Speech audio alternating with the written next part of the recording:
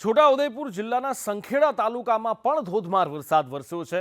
ભાગોળ વિસ્તારમાં દુકાનો પાણીમાં ગરક થઈ ગઈ છે। અહીંયા ભાગોળ વિસ્તારમાં અને આખા તાલુકાની અંદર અને ખાસ કરીને સંખેડા શહેરની અંદર પાલિકા દ્વારા એવો દાવો કરવામાં આવ્યો હતો કે પ્રી મોન્સૂન કામગીરી ખૂબ સરસ રીતે કરવામાં આવી છે, પણ સંખેડાના રસ્તા પર જ્યાં પાણી ભરાઈ ગયા એ જ સંખેડા શહેર છે જે એના સંખેડા કારીગરી માટે જે ખોડિયા અને લાકડા ઉપર સંખેડા કામ કરવામાં આવે છે, જે પેઇન્ટિંગ સંખેડા પેઇન્ટિંગ માટે ખૂબ જાણીતી છે વિશ્વભરમાં। આજે એ સંખેડાની હાલત તમે જોઈ લો કે કેવી બેહાલ થઈ ગયા છે એના હાલ, અને એ તંત્રના પાપે।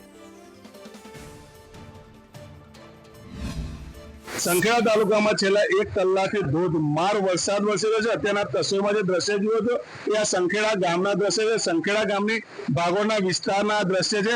અહીંયા જે દુકાનો આવેલી છે દુકાનોની અંદર પણ પાણી ભરાયું છે। દર વર્ષે ચોમાસામાં અહીંયા આ જ પ્રકારની સ્થિતિ સર્જાતી હોવા છતાં તંત્ર દ્વારા કોઈ જ કાર્યવાહી કરાતી નથી। સામાન્ય રીતે ચોમાસા પૂર્વે તંત્ર દ્વારા પ્રી મોન્સૂનની કામગીરી કરવામાં આવતી હોય છે, પણ અહીંયા સંખેડા ગ્રામ પંચાયત દ્વારા પ્રી મોન્સૂનને લગતી કોઈ કામગીરી ન કરાઈ હોય એવા દ્રશ્ય જોવા મળી રહ્યા છે। કારણ કે આખા ગામનું પાણી આ વિસ્તારમાં આવી રહ્યું છે।